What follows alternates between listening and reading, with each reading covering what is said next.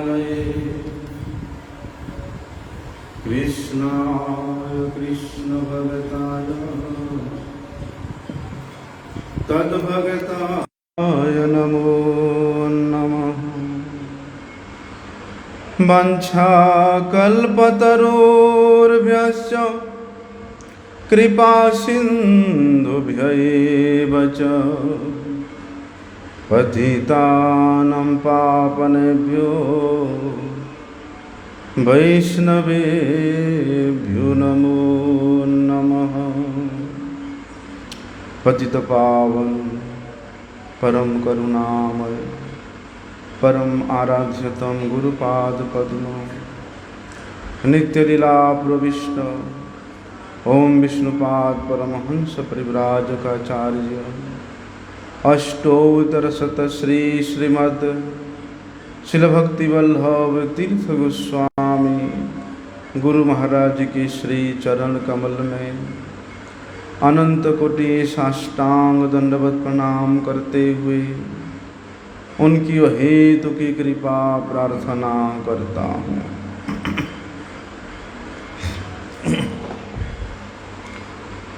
भगवान भक्ति के द्वारा ही प्राप्य वस्तु है। भक्ति के बिना दूसरा कोई भी साधन नहीं है जिससे भगवान को प्राप्त किया जा सकता है। इसलिए श्रुति इस बात को बार बार दोहराती है कि भक्ति रेवेनम नयति, भक्ति रेवेनम दर्शयति, भक्ति वशः पुरुषः भक्तिरेव भूयसी। भक्ति ही जीव को भगवान के निकट ले जा सकता है। भक्ति ही भगवान का दर्शन करा सकती है, क्योंकि वही भगवान केवल मात्र भक्ति के द्वारा ही वश्यता को स्वीकार करते हैं। इसलिए समस्त शास्त्रों में भक्ति देवी का महिमा को वर्णन करते हुए बोलते भक्ति को ही भगवान के जननी के रूप में वर्णन किया गया है। भक्ति ही भगवान को जन्म देती है, भक्ति ही भगवान को पोषण करती है, भक्ति ही भगवान को आनंद विधान करती है। लेकिन वे भक्ति की भी जननी है साधु संग। साधु संग भक्ति का जननी है। और भक्ति का जननी कौन है? भक्ति किसका जननी है? स्वयं भगवान का जननी भक्ति देवी है। इसलिए बोलते साधु कृपा के बिना, गुरुपाद पद्म के कृपा के बिना भक्ति प्राप्त करना असंभव है, और भक्ति के बिना भगवत पाद पद्म को प्राप्त करना असंभव है। इसलिए तो शास्त्र इस बात को कहते हैं, क्या कहते हैं? कि भगवान भक्ति के वश है, भक्ति के द्वारा ही वे पराजित होते हैं, भक्ति के द्वारा ही भगवान वशीभूत होते हैं। दूसरे धर्म का अनुष्ठान करो, योग का अनुष्ठान करो, सांख्य का अनुष्ठान करो, वेद पाठ करो, तपस्या करो, उसमें भगवान इतना प्रसन्न नहीं होते, इतना वशीभूत नहीं होते जितना वशीभूत भगवान भक्ति के द्वारा ही होते हैं। इसीलिए भगवद गीता में भी भगवान इस बात को बताया है कि भक्त्या माम एकया ग्राह्य, कि मेरा भक्ति ही भक्ति के द्वारा मुझे जान सकता है, क्योंकि मद भक्तिम लभते पराम। बोलते मेरे कृपा से भक्त मेरे भक्ति को लाभ करता है, और वही भक्ति के द्वारा माम अभिजानाति, मुझे जान पाता है, मेरे तत्व को अवगत हो पाता है। बोलते हैं जब जीव भगवत तत्व के प्रति आकर्षित होता है, कब होता है? बोलते हैं गुरुपाद पद्म के निष्कपट सेवा वृत्ति के द्वारा जीव का चित्त वृत्ति भगवत पाद पद्मों के प्रति आकर्षित होता है, भगवान के प्रति जीव का अनुराग हो जाता है। और ये अनुराग ऐसा एक वस्तु है, जिस वस्तु में अनुराग होता है जीव उसी वस्तु में अपने आप को समर्पित कर देता है। संसार के वस्तु को देखो, अगर किसी व्यक्ति का अपने परिवारीजनों के प्रति, अपने पत्नी के प्रति या अपनी बच्चों के प्रति अत्यधिक अनुराग है तो उस व्यक्ति अपना सर्वस्व, तन मन धन सब कुछ अपने परिवारीजनों को खुश करने के लिए लगा देता है। बोलते उसी प्रकार गुरु कृपा से जब साधक का भगवान के चरणों के प्रति अनुराग हो जाता है, आसक्ति हो जाता है, बोलते यही आसक्ति ही उसको भगवान के चरणों में परिपूर्ण रूप से समर्पित करा देता है। वो समर्पित हुए बिना रह नहीं सकता, क्योंकि आसक्ति है। आसक्ति से तो वस्तु को प्राप्त किया जा सकता है, और भगवान के प्रति आसक्ति होने के कारण बोलते भगवान तो इतनी मधुर से मधुरता से परिपूर्ण है, मंगल से भी परम मंगल निधान है, सर्वैश्वर्य पूर्ण है। बोलते जिनका आश्रय लेने मात्र से समस्त प्रकार के शोक भय दुख सब दूरीभूत हो जाता है, अमृत के आधार को प्राप्त करने को सुयोग मिलता है। बोलते ऐसे भगवान हैं, उनके प्रति आकर्षित होने के लिए, उनके प्रति आसक्त होने के लिए, उनके चरणों में अपने मति को लगाने के लिए कौन नहीं चाहेगा।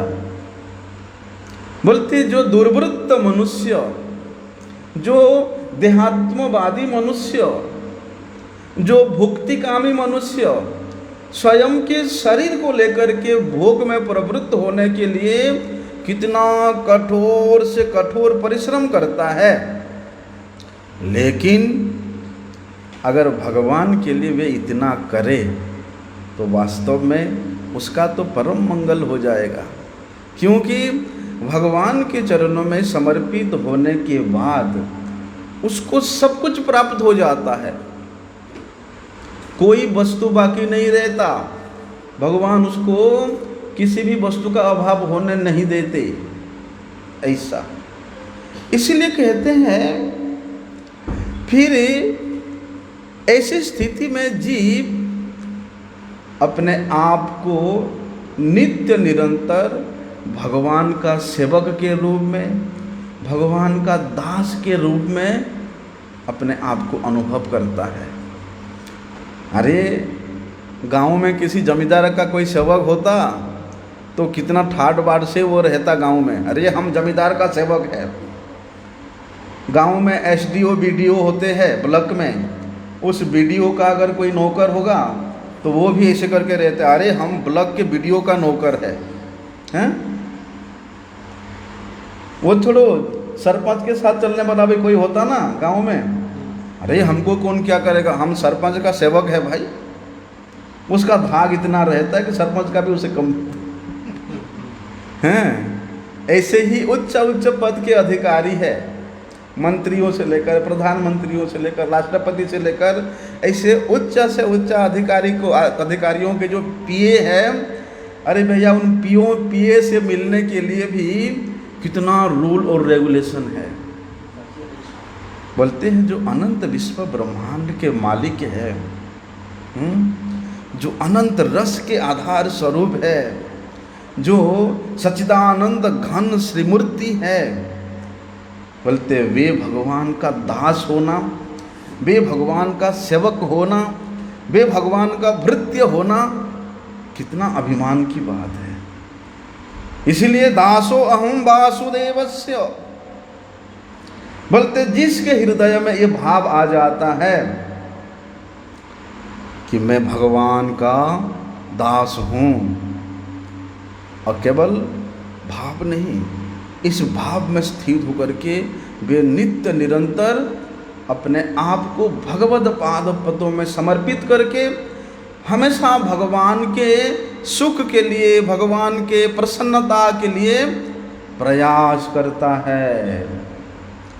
और बोलते जितने अधिक उच्च स्थिति में साधक पहुंचता है, उच्च स्थिति मतलब भगवान के चरणों में वो जितने परिमाण में शरणगत होता है, बोलते उसके हृदय में उतना ही दीनता आता है। संसार के पद पदवी प्राप्त होने से मनुष्य अभिमान करता है, अभिजात्य का प्रदर्शन करता है, अपने प्रतिष्ठा का प्रदर्शन करता है, अपनी धन संपत्ति का प्रदर्शन करता है। लेकिन बोलते भजन साम्राज्य में, आध्यात्मिक राज्य में, भगवत पाद पद्म में साधक जितना उच्च स्थिति को प्राप्त होता है, उतना ही उसके हृदय में दीनता आता है। यहाँ तक दीनता भक्ति विनोद ठाकुर जी ने बताया कि तुम ही तो ठाकुर, तुम्हार कुकुर बलिया जानहो मोरे, कि हे नाथ, आप तो नित्य निरंतर के लिए मेरे ठाकुर हो, मेरे परिपालक हो, मेरे पोषण करता हो, मेरे धरता हरता भरता सब कुछ हो। मैं तो बोलते आपके द्वार का एक कुकुर हूँ, एक कुत्ता हूँ। भगवान का कुकुर होना भी, भगवान के द्वार का कुत्ता होना भी कितना सौभाग्य की बात है। कौन कह रहे हैं? स्वयं भक्ति विनोद ठाकुर जी महाराज बोलते हैं जब जीव के हृदय में इस प्रकार के भाव जागरित हो जाता है, तो फिर जीव अपना कोई स्वतंत्र अस्तित्व कभी कहीं देखता नहीं है। किस प्रकार के स्वतंत्र अस्तित्व? कि मैं मंत्री हूँ, मैं साइंटिस्ट हूँ, मैं लेक्चरर हूँ, मैं टीचर हूँ, मैं डॉक्टर हूँ, मैं जमींदार हूँ, मैं अमुक हूँ ढिमुक हूँ, ऐसे कि मैं मनुष्य हूँ, इतना तक भी अस्तित्व उस जीव का नहीं रहता। किस स्थिति में? जब ये परिपूर्ण रूप से भगवत पाद पद्म में अनुराग से युक्त होकर के अपने आप को समर्पित करता है। बोलते उसके अपनत्व का, उसके अहमता का, बोलते अति सूक्ष्म से सूक्ष्म अंश भी उसमें नहीं रहता। तो जो कुछ भी सोचता है, जो कुछ भी करता है, बोलते सब कुछ उसके एक एक सांस लेना भी भगवान की सेवा के लिए ही है, भगवान के प्रसन्नता के लिए ही है। बोलते ऐसी स्थिति में जब जीव भगवत पाद पद्मों में प्रणत होता है, तो उसको प्रेम भक्ति की प्राप्ति होती है। और इसी प्रेम भक्ति के द्वारा बोलते भगवान लभ्य है। इसी प्रेम भक्ति के द्वारा भगवान अपने भक्त के अधीन हो जाते हैं और कहते हैं कि अहम भक्त पराधीनो ये स्वतंत्र इव द्विज। तब भगवान अपने भक्त के अधीन हो जाते हैं, पराधीन हो जाते हैं। फिर भक्त जिस प्रकार से उसको सेवा करता है, भगवान को वो सेवा ग्रहण करना पड़ता है, क्योंकि वे भक्ति वश पुरुष है, भक्ति के वशता को स्वीकार करते हैं। वे भक्ति के द्वारा ही अपने आप जीवों को अपने चरणों में ले आते हैं, वे भक्ति के द्वारा ही अपना दर्शन देते हैं। इतना वशता को स्वीकार करते हैं भगवान। सनातन गोस्वामी जी हैं, मदन मोहन जी कहते हैं, बाबा क्या ऐसे रोज सूखा रूखा रोटी खिलाओगे नमक मिर्च के साथ? ना कभी कुछ थोड़ा सा घी लगा दो, या कुछ तो अचार फचार सब्जी फब्जी होना चाहिए। ठाकुर जी बोलते हैं सनातन गोस्वामी को, और सनातन गोस्वामी ठहरे फक्कड़ बाबा। कभी किसी घर में जाते हैं, एक दो रोटी मिल जाता हैं, उसको ला करके भोग लगा देते हैं। ना नमक होता है, ना सब्जी होता है, ना मीठा होता है, कुछ नहीं। और रोज रोज सूखा रोटी कितना दिन खाए ठाकुर जी? एक दिन ठाकुर जी साहस करके बोल ही दिया। बोलने को ठाकुर जी डरते भी थे, पता नहीं बाबा को बोल दो खाने के लिए कुछ डिमांड करूं, बाबा कहीं मुझे छोड़ के ना चले जाए। ऐसे ही हुआ। ठाकुर जी को कहते सनातन गोस्वामी, देख लाला, तुम्हारा अगर भैया अच्छा अच्छा खाना है, राबड़ी खाना है, मीठा खाना है, घी का माल खाना है, अच्छा अच्छा सब्जियां खाना है, तो फिर तुम अपना व्यवस्था कर लो, मेरे से नहीं होगा। मैं जैसे सूखा रोटी मांग के लाता हूँ मैं तो ऐसे ही खिला दूंगा, अब आपका इच्छा है। थोड़ी ही समय में भगवान अपना व्यवस्था कर देते हैं। वहाँ द्वादश टीला में, जमुना के किनारे में, पेड़ के नीचे रह करके ठाकुर जी का सभा पूजा होता था। अब ठाकुर जी ऐसा व्यवस्था किया कि वो बिजनेसमैन का नमक का जो जहाज है वो आते आते जमुना जी में उस द्वादश टीला जमुना के पीछे ही फंस गया। वो भी ठाकुर जी का इच्छा। ठाकुर जी उस बनिया के, उस वणिक के मन में ये प्रेरणा दिया, तो उस वणिक ने वहाँ पर इतना विशाल मदन मोहन जी का मंदिर बना दिया और सेवा का व्यवस्था ऐसा सुंदर कर दिया। रोज 56 भोग लगे, खूब खाओ ठाकुर जी और खूब अपने भक्तों को खिलाओ। इसलिए वे भगवान भक्तिवश पुरुष, वे भक्ति के द्वारा वश्यता को स्वीकार करते हैं। इसलिए भगवान कहते हैं कि भक्त्या माम अभिजानाति यावान यश्चास्मि तत्त्वतः ततो माम तत्त्वतो ज्ञात्वा विशते तदनंतरम। बोलते मेरे भक्त ऐसे निश्चला भक्ति के द्वारा, ऐसे प्रेम स्वरूपा भक्ति के द्वारा मेरे तत्व को अवगत होकर के वे नित्य निरंतर मेरे चरणों का सेवा में नियुक्त रहते हैं। और भगवत पाद पद्मों की सेवा में रहना मतलब अमृत के घड़ा में स्नान करना होता है, ऐसा, जहाँ पर ना शोक है, ना भय है, ना जरा है, ना व्याधि है, ना मृत्यु का डर है, कुछ नहीं। परम सुख है भगवत सेवा में। इसलिए भगवान कहते भक्त्या हम एकया ग्राह्य, कि मैं केवल भक्ति के द्वारा ही ग्राह्य वस्तु हूँ। यज्ञ, दान, तप, योग, धर्म, वेद पाठ, ये सब साधनों के द्वारा मैं उतना वशीभूत नहीं होता हूँ। अभी शुद्ध सत्व हृदय में भक्ति की प्रादुर्भाव होती है, जिस भक्ति के द्वारा कि भगवान स्वयं प्रकट होते हैं।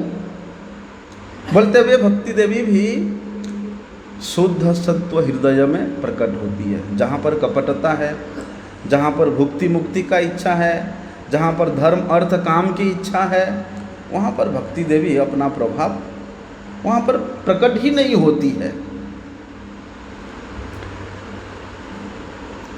अगर शुद्ध सत्व स्थिति में भगवान का प्राकट्य होता है तो शुद्ध सत्व स्वरूप भगवान को प्रकाश करने वाली महाशक्ति स्वरूपिणी देवकी देवी के गर्भ में भगवान प्रकट हुए थे। लेकिन भगवान के प्रकट होने से पूर्व माता देवकी के गर्भ में और भी 6 संतान जन्म लिया था। और ऐसा वर्णन है कि वे 6 संतान वे कौन है? वे असुर है। जो 6 गर्भ था वो असुरों का ही प्रवेश माता के गर्भ में हुआ था। अरे जिस गर्भ से भगवान प्रकट हुए उस गर्भ से असुरों का कैसे प्रकट हो सकता है, प्रश्न हो सकता है। विश्वनाथ चक्रवर्ती जी बताते हैं,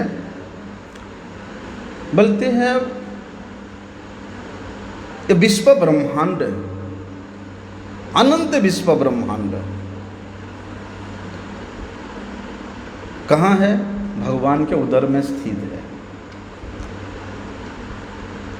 भगवान तो विशुद्ध सत्व स्वरूप है, हैं? भगवान विशुद्ध सत्व स्वरूप है। तो फिर इस अनंत विश्व ब्रह्मांड समष्टि रूप से हो या व्यष्टि रूप से हो, ये जगत भगवान में प्रविष्ट है कि नहीं? लेकिन भगवान क्या उन सब में प्रविष्ट है? क्या भगवान उस प्रकृति के अंतर्गत है? क्या भगवान माया के अधीन है? नहीं।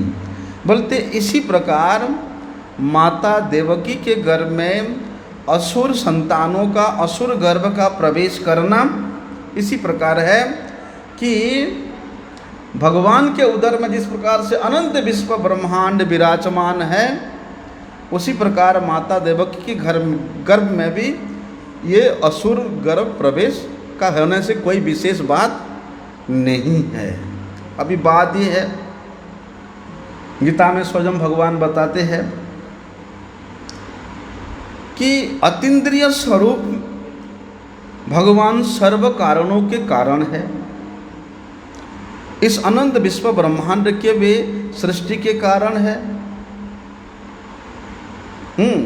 अनंत विश्व ब्रह्मांड भगवान के एक लोमकूप में स्थित है। समस्त भूत, समस्त जीव सब के सब भगवान के उदर में स्थित है, जैसे कि भगवान के विश्व रूप में देखने को मिलता है। विश्व रूप से भगवान स्वयं प्रकट है और इस अनंत विश्व ब्रह्मांड सब भगवान के उदर में प्रविष्ट है। तो कहते हैं कि उस चैतन्य स्वरूप भगवत उदर में सर्वभूत अवस्थित है, लेकिन भगवान कहते हैं कि मैं उन सब भूतों में अवस्थित नहीं हूँ। जैसे अघटन घटन पटियसी वाला नियम लागू होता है। कहते हैं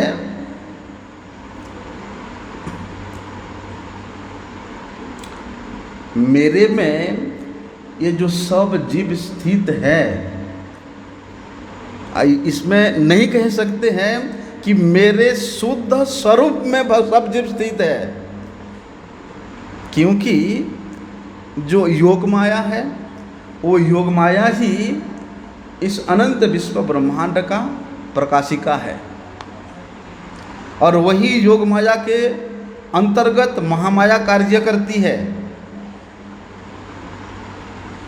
बोलते जो अशरणागत जीव है, जो दुष्कृति परायण जीव है, इस प्रकार के जीव बोलते हैं उस महामाया स्वरूप के गोद में स्थित है।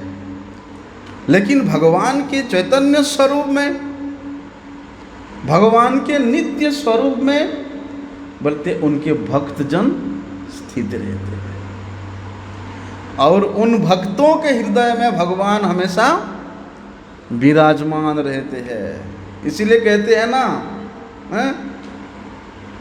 गोविंद कहे न मम वैष्णव परान, तुम्हार हृदय सदा गोविंद विश्राम। वैष्णवों के हृदय में, भक्तों के हृदय में भगवान नित्य निरंतर विराजमान रहते हैं। और भगवान यहाँ तक कहते हैं कि मेरे भक्त जन, वैष्णव जन मेरे प्राण स्वरूप है। आहा, क्यों कहते हैं? क्योंकि भक्त जन, वैष्णव जन सेवा के माध्यम से, भक्ति के द्वारा उन भगवान को परम प्रसन्न करके अपने हृदय में सेवा करते हैं। इसलिए एक मानसिक सेवा होता है। मानसिक सेवा किस प्रकार से? वो उत्तम अधिकारी का सेवा है। बोलते वे साधक, वे भक्त, वे उत्तम अधिकारी भक्त, वे कहीं भी रहते हैं, बोलते इस प्रकार भगवान की प्रेममय सेवा करते हैं कि उनके उस सेवा से भगवान हमेशा वशीभूत होते हैं। बैठे बैठे चिंतन करते करते बोलते मानस के द्वारा वे भगवान को स्नान करा रहे हैं, वे भगवान का श्रृंगार करा रहे हैं, वे भगवान का भोग बना रहे हैं। हुआ ऐसा, वो ब्राह्मण बैठे हुए हैं पेड़ के नीचे में, ना आग जल रहा है, ना कुछ बर्तन है, ना कुछ है, बस आँख बंद करके बैठे हैं और वे भगवान के लिए खीर बना रहे हैं। देखो, आँख बंद कर बैठे हुए हैं, खीर बना रहे हैं। अभी उनके मानस में ही खीर बन के तैयार हो गया, अभी भोग लगाने का समय हो रहा है, तो वे ब्राह्मण देव अपने उंगली को स्पर्श करके देखते हैं कि खीर गर्म है ना थोड़ा सा नरमाल हुआ। मन में जैसे ही मन में उन्होंने अपने उंगली को उस खीर में डाला, उनका उंगली जल गया। ये कैसे संभव हो सकता है? वो खीर गर्म था। ऐसे ही सामने ना कोई पात्र है, ना खीर है, लेकिन वो मानस सेवा के द्वारा जो सेवा कर रहे हैं उसी से भगवान प्रसन्न है। इसलिए कहते हैं कि जो अशरणागत जीव है, जो दुष्कृति संपन्न जीव है, इस प्रकार के जीव भगवान के माया के प्रभाव से, भगवान के माया के प्रभाव विस्तारित होने कारण वे माया में ही अवस्थित रहते हैं।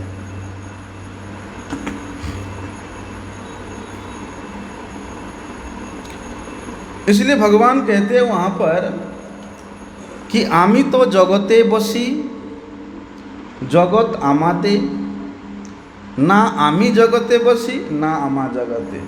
भगवान कहते हैं, बोलते मैं इस जगत के कण कण में अवस्थित हूँ और ये अनंत विश्व ब्रह्मांड सब मेरे में स्थित है।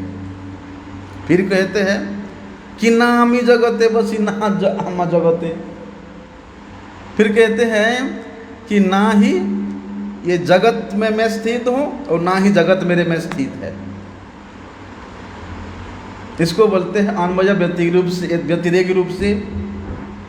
ऐसा समझना बड़ा कठिन है, क्योंकि भगवान का ऐश्वर्य अनंत ऐश्वर्य है। कब किस ऐश्वर्य? माया का वह ऐश्वर्य है। तटस्था शक्ति में स्थिर जीव भी एक प्रकार का ऐश्वर्य है भगवान का। सतचित आनंद स्वरूप में भगवान का अनंत ऐश्वर्य है। कब, कहाँ पर, किस स्थिति में भगवान अपने ऐश्वर्य को प्रकाश करते हैं, उसको साधारण मनुष्य कभी भी नहीं समझ पाता। केवल मात्र जो भगवत शरणागत है, जो भगवत तत्व को भगवत कृपा से जानता है, वे व्यक्ति ही कण कण में, प्रत्येक जीव में वे भगवान का अनुभव करके भगवान के ऐश्वर्य को देखता है। इसलिए तो भगवान कहते सुनिचैव सपाके च पंडिता समदर्शिना। बोलते वे भक्त सब जगह में, क्या ब्राह्मण, क्या क्षत्रिय, क्या शूद्र, क्या हाथी, क्या कुत्ता, क्या घोड़ा, वे सब के हृदय में भगवान का दर्शन करता है। तो एक स्थिति से जो मायामुग्ध जीव है, उसके लिए भगवान कहीं नहीं है। जो शरणागत जीव है, उसके लिए भगवान कण कण में विराजमान है। इसलिए माता देवकी के गर्भ में जो असुर गर्भ आया था, बोलते वे भी वहाँ पर एक निसंग रूप से था, कोई भगवत संगता का प्राप्त नहीं हुआ था। बोलते इसी प्रकार ये संसार के जीव भी यहाँ भक्त भी है, अभक्त भी है, असुर भी है, देवता भी है, हैं? सब है। लेकिन यहाँ कौन संग के रूप में है, कौन निसंग के रूप में है, वो विचार करने वाली बात है। जो भगवान के भक्तों का संग करते हैं, उनके श्रीमुख से भक्ति प्रादुर्भाव करने वाली कथा को श्रवण करते हैं, वे तो निरंतर नित्य निरंतर भगवत संग में विराजमान रहते हैं, वे कथा के माध्यम से ही भगवान को अनुभव करते हैं। लेकिन जो असुर स्वभावापन्न व्यक्ति है, जिनका भगवान से, भगवान के भक्तों से, भगवान के नाम से, भगवान की कथा से कोई लेना देना नहीं है, कोई लेना देना नहीं है, बोलते हैं वो लोग संग में रहते हुए निसंग है। तो ऐसे निसंग प्रकृति के लोगों को एक प्रकार से असुर कहा गया है, पाषंड है। जो भगवान का भजन नहीं करता, भगवान का सेवा नहीं करता, उसको पाषंड कहा गया है। जिस प्रकार से माता पिता होते हुए भी अपने पुत्र माता पिता का सेवा नहीं करता, उसको क्या कहते, कुपुत्र कहते हैं। उसी प्रकार मनुष्य जन्म प्राप्त करके भगवान का भजन नहीं करना मतलब पाषंडता ही है। और पाषंडता तो केवल असुरों में ही रहता है, राक्षसों में ही रहता है। इसलिए क्या कहते हैं, भगवान भक्ति के परिपाटी को प्रदर्शन करने के लिए इस जगत में अवतरित होते हैं और इस जगत में अनेक प्रकार के लीला करते हैं। उद्देश्य क्या है, भक्ति के परिपाटी को परिपोषण करने के लिए, प्रदर्शन करने के लिए, क्योंकि यही भक्ति एक माध्यम है जिसके द्वारा भगवान को दर्शन कर सकते हैं। ये भक्ति ही एक माध्यम है जो हमको भगवान के निकट ले जा सकता है। तो स्वयं भगवान इस जगत में प्रकट होकर के नाना प्रकार के लीला करके उस भक्ति को प्रदर्शन करते हैं कि जीव देखो, मैं यहाँ प्रकट हुआ हूँ और ये जो अनंत लीलाएं कर रहा हूँ, इसके पीछे सिर्फ तुम्हारे कल्याण के लिए ही है, दूसरा कोई उद्देश्य नहीं है। भगवान तो आत्माराम है, हैं? उनको किसी की आवश्यकता नहीं है, वे तो परिपूर्ण वस्तु है, उनको कोई चीज़ की आवश्यकता नहीं है, किसी की आवश्यकता नहीं है। लेकिन भगवान इस जगत के जीवों को कल्याण करने के उद्देश्य से यहाँ प्रकट होते हैं। करोमि नाना विध क्रिया मद भक्त विनोदार्थम, अपने भक्तों को आनंद प्रदान करने के लिए, अपने भक्तों के द्वारा इस मायामुग्ध जीवों का उद्धार करने के लिए भगवान इस जगत में प्रकट होते हैं। तो इसका तात्पर्य क्या है, भक्तजन भगवान के कथा को श्रवण के माध्यम से, कीर्तन के माध्यम से, हैं, जो भक्ति का अनुष्ठान करते हैं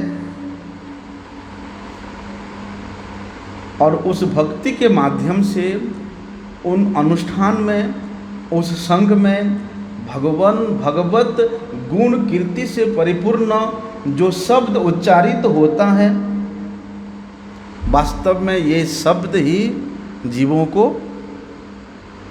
भगवत दर्शन कराता है, भगवत प्राप्य कराता है।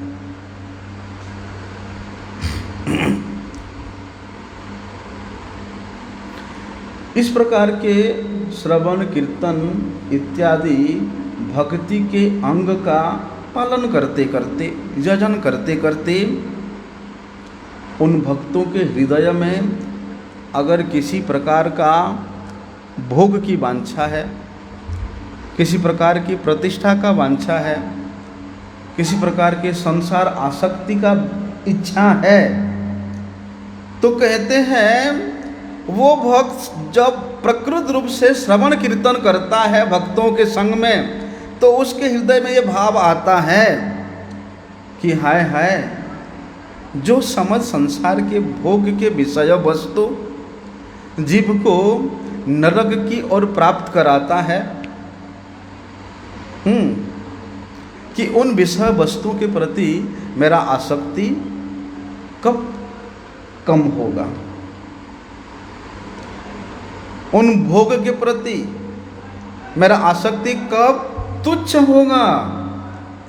इस प्रकार का भाव कब आएगा, जब वास्तव में हम लोग भक्तों के संग में रह करके श्रवण कीर्तन भक्ति के अंग का पालन करते हैं तो, नहीं तो नहीं होगा। तब जाकर के उसका संसार आसक्ति निवृत्त होता है और भगवान के यश, भगवान के गुण, भगवान के नामों का कीर्तन, ये सब भक्ति के अंग का यजन करते करते अति श्रद्धा युक्त होकर के वे भगवान को प्रसन्न करता है। भगवान के रूप, गुण, लीला, धाम, वैशिष्ट्य, परिकर उस श्रवण कीर्तन के माध्यम से ही जीव के हृदय में प्रादुर्भूत होता है। श्रवण कीर्तन नहीं करोगे, भगवान के साक्षात दर्शन तो दूर की बात है, भगवत धाम का दर्शन नहीं होगा, भगवान के भक्तों का दर्शन नहीं होगा। अरे कितने संत प्रचार कर रहे हैं, लेकिन जब संत किसी गांव में जाते हैं तो लोगों के मन में एक अलग सी वृत्ति होती है। जो भोग प्रवृत्ति के लोग हैं उसके मन में वो साधु एक अलग दृष्टि दिखेगा। जो हिंसक प्रवृत्ति के लोग हैं उसके मन में वो साधु एक दूसरे दृष्टि से दिखेगा। जो प्रतिष्ठाकामी व्यक्ति है उसके मन में वो साधु एक दृष्टि से दिखेगा। और वास्तव में जो भक्त है वही भक्त ही उस भक्त को पहचान सकता है। और भक्तों का भ्रमण, भक्तों का आना जाना, ये भी तो लोक कल्याण के लिए ही है। क्योंकि वास्तव में भक्तों का जो भगवान के संबंध में दर्शन करने का प्रयास करता है, सद्यत मुक्त हो जाता है वो व्यक्ति। साधुनाम दर्शनम मन्ये सर्वसिद्धि करम परम,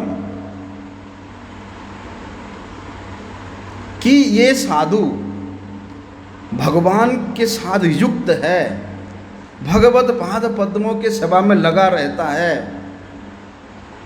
तो साधु के माध्यम से अर्थात साधु के दर्शन से जो व्यक्ति भगवान का चिंतन करता है, चाहे वो कितनी भी पापी हो, तत्क्षणात वो पापों से मुक्त हो जाता है। भक्तमाल ग्रंथ के अंदर में ऐसे उदाहरण है। अरे साधु का साक्षात दर्शन तो छोड़ो,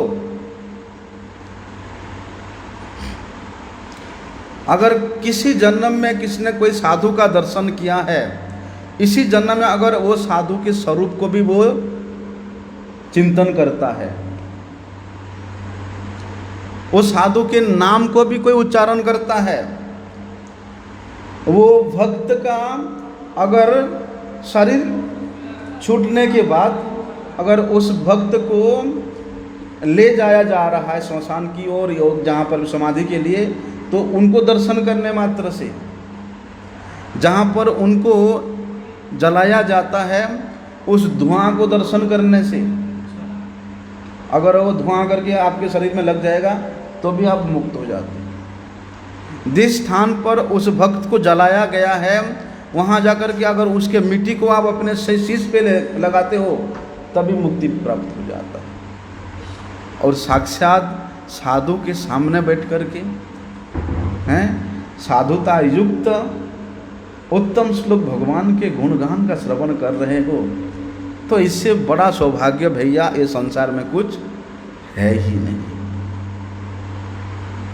क्योंकि भक्ति ही भगवत प्रवर्तक है, भक्ति ही भगवत प्रकाशक है, भक्ति ही उस चैतन्य स्वरूप, विशुद्ध स्वरूप भगवान के रूप को प्रकट कराने वाली है। भक्ति ही भगवान का दर्शन कराने वाली है। भक्ति रैवेनम दर्शयति। इसलिए कहते हैं ना, मन मरीचिका सुना कभी? मन मरीचिका, मन से ही मरीचिका का आविर्भाव होता है। जो नहीं है वो, जैसे वो व्यक्ति अत्यधिक प्यासा है, बहुत प्यासा है, लेकिन वो चल रहा है मरुभूमि में, और मरुभूमि में उसको प्यास लगा, अगर उसके पास बोतल में जल नहीं है तो वहाँ जल मिलना उसको असंभव है। अभी कड़की धूप में क्या होता है, जब रेती के ऊपर में सूर्य किरण पड़ता है तो दूर से देखने में लगता है और ये सामने तो पानी का समुंदर है, ऐसे लगता है। और उस पानी के समुंदर को देख करके, जो वास्तव में नहीं है, जो तो रेत के ऊपर सूर्य किरण पतित हुआ है, इसलिए वो जल के मापी दृष्ट हो रहा है। लेकिन अगर उसको जल समझ करके उसकी ओर जीव धावित होगा और अपने प्यास बुझाने के लिए प्रयास करेगा, क्या कभी संभव है? बोलते इसी प्रकार ये संसार के जो हमारे ये 6 इंद्रियां हैं, और 6 इंद्रियों के जो विषय है शब्द, स्पर्श, रूप, रस और गंध, बोलते इन इंद्रियों के विषयों के प्रति जीव आकर्षित होकर के जितना भागेगा, कभी भी उसका इंद्रिय तृप्ति नहीं होगा। जिस प्रकार से उस मन मरीचिका को मृग मरीचिका को देख करके बेचारा मृग, वह हिरन रास्ते में ही मर जाता है। कई बार हम लोग भी बचपन में देखते थे, जब नया नया रोड बनता है ना, डामर का रोड, जो जब धूप पड़ता है सामने थोड़ा सा दूर में देखने को लगता है कि अरे वहाँ तो बारिश हो रहा है, यहाँ पानी पड़ा है। जब वहाँ जाके पहुँचते हैं वो कुछ नहीं, सूखा ही होता है। कि चलो रोड तो अभी गर्म है, आगे तो पानी पानी दिख रहा है, वहाँ थोड़ा ठंडा लगेगा, भाग भाग के जाते हैं। जितना आगे जाते हैं उतना ही गर्मी होता है, दूर पानी नहीं होता वहाँ पर। बोलते इसी प्रकार ये मरीचि अर्थात मन के जो विषय है, इंद्रियों का जो विषय है, इन विषयों के प्रति जितना आकर्षित होगे, इन विषयों से जितना सुख प्राप्त करने के लिए प्रयास करोगे, कभी भी तुमको तृप्ति नहीं मिलेगा।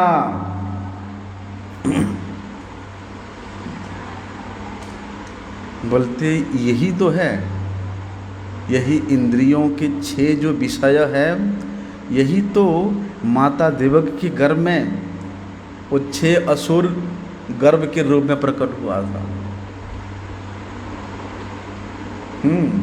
तात्पर्य देखो कितना सुंदर तात्पर्य है।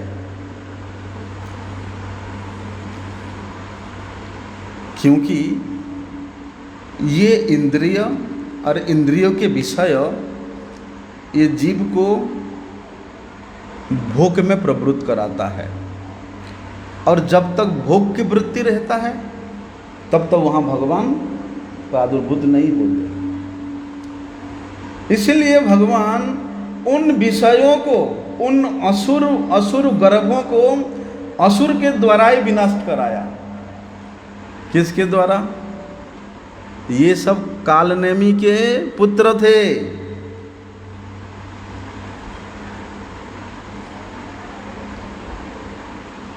और कालनेमी के पुत्र थे।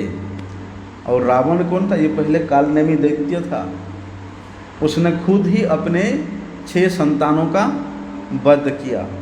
ऐसा इसलिए बोलते हैं ये 6 प्रकार के मन मरीचिका इंद्रिय के विषयों को समाप्त कर लेंगे, जब तक अपने हृदय से निकाल देंगे तब जाके वहाँ पर भगवान प्रकट होते हैं।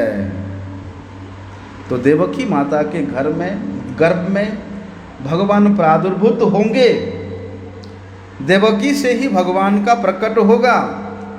इसलिए भगवान क्या करते हैं? उस भक्ति स्वरूपिणी माता देवकी के गर्भ में भक्ति के जो स्वरूपिणी है योग माया का प्रेषण करती है।